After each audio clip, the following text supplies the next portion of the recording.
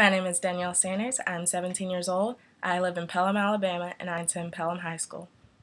I am the dream. I am the dream that Dr. King saw 50 years ago. I am that little black girl whose first friend was a little white girl.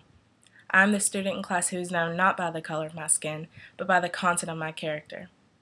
I am that little black girl who has grown up in what used to be known as the state with the most vicious racist. I am that little black girl from Alabama.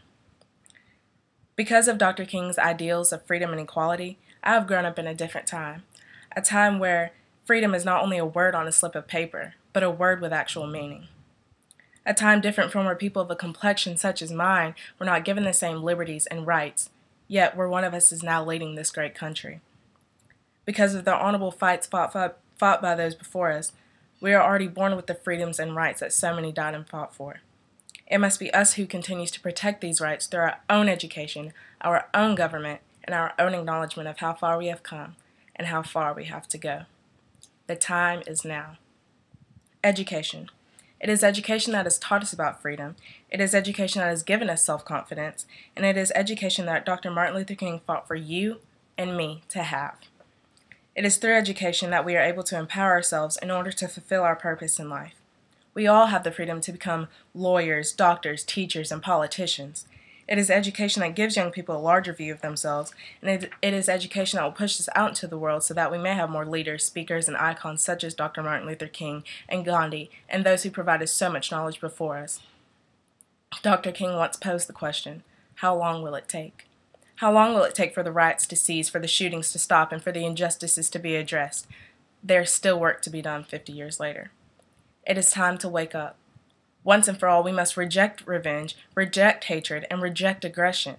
We must open our eyes and reject what the past is trying to bring into the present. Let us acknowledge how we are able to sit on a bus without worrying whom we will have to give our seat up to. Let us not quiet those who speak out. Let us not reject someone who does not pray to the same God. And let us not deny the people's right to protest. Instead, we must encourage the opinions of others, embrace those of a different religion, and join in on peaceful assembly.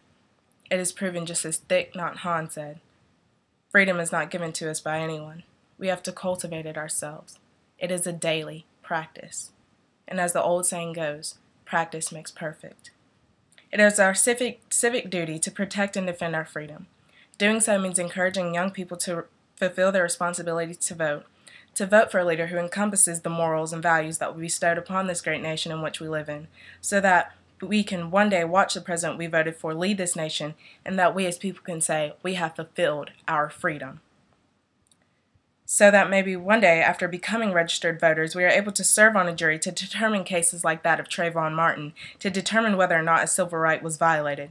Because it is cases like this that makes people worry about their freedoms. Freedom where a young man cannot walk down the street with a hood on and with Skittles in his pocket without being questioned or accused. This is where we have got to do better. We must do what is necessary to protect and advance our freedoms for those to come after us. In the words of Maya Angelou, I know why the caged bird sings. The caged bird sings of hope, perseverance, and about the hope of things to come. And I, too, sing with the caged bird.